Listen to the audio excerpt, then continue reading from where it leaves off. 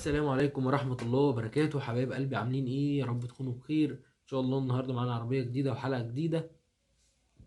سريعا كده علشان ما اطولش عليكم، العربية اللي معانا النهارده هي العربية الستروين سي ال زي. العربية ديت عربية فرنساوي، عربية من العربيات المميزة. عربية بتيجي بموتور 1600 سي سي، 115 حصان. العربية 4 سلندر، 16 صباب. العربية ديت في منها الأوتوماتيك وفي منها الأوتوماتيك 4 سرعات، والمانوال 5 سرعات.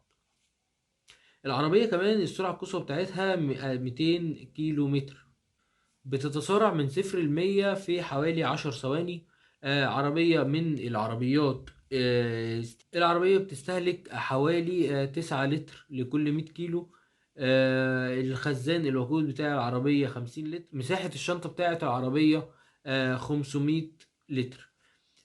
العربية من العربيات اللي شكلها ممتاز جدا من الخارج وشكلها ممتاز جدا من الداخل. عربية من العربيات الأنيقة اللي شكلها مميز جدا.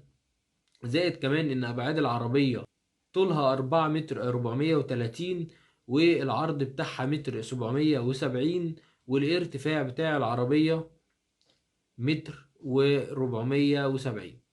العربية من العربيات اللي متوفر فيها الايرباج وفرامل اي بي اس واي بي دي. العربية فيها موديلات فيها كاميرا خلفية. العربية من العربيات المميزة جدا، طبعا باور وسنتر لوك وريموت كنترول. عربية فيها مميزات كتير جدا، زائد ان مساحة العربية من جوه مساحة كويسة، وشكل العربية والتابلو شكلهم كويس جدا، وقعدة العربية الى حد ما مريحة جدا. ولكن العربية ديت يعيبها ان قطع غيارها مرتفعة شوية، زائد انها مش منتشرة بشكل كبير زي العربيات الكوري والياباني. ولكن يعيب العربية ان الخامات بتاعتها الداخلية ما هياش افضل حاجة، او مش افضل حاجة بالنسبة للسعر العربية. زائد كمان ان الكرسي السواق والكرسي اللي جنبه تحس ان المساحة بتاعتهم ضيقة شوية. يعني المساحة ما بين الكرسي والطابلوه مساحة ضيقة شوية.